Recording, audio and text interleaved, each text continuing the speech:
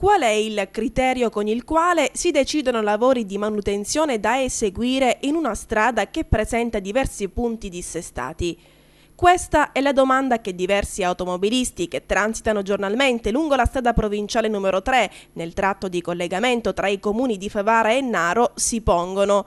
L'interrogativo posto dai lavoratori pendolari e dai proprietari terrieri della zona nasce dagli interventi di bitumatura eseguiti dall'ente Provincia Regionale di Agrigento nei pressi del ponte sul fiume Naro.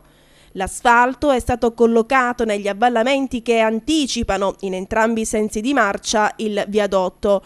Non si capisce per quale motivo, dicono gli automobilisti, non si sia messo del materiale anche a poche centinaia di metri più là del ponte, dove da diversi mesi una frana ha provocato notevoli danni alla carreggiata, tratto quest'ultimo che ricade nel territorio di Naro.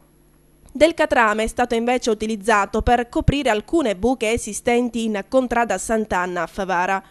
Quando abbiamo visto queste buche riparate e i lavori eseguiti sul ponte, hanno detto alcuni pendolari favaresi, credevamo che anche il pezzo di strada dissestato fosse stato aggiustato. Per un momento abbiamo sognato a occhi aperti, sogno che purtroppo è svanito non appena superato il ponte. Infatti, iniziata la salita in direzione Naro, il pericolo si è nuovamente ripresentato.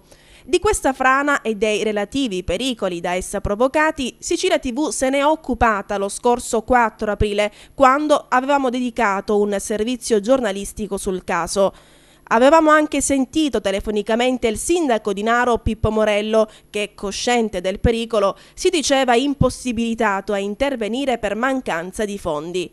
Intanto la strada, specie con l'inizio del nuovo anno scolastico, è maggiormente trafficata, soprattutto dal personale impiegato nelle scuole. Infatti da qui si arriva agevolmente nei vicini comuni di Naro, Camastra, Canicattì e Ravanusa.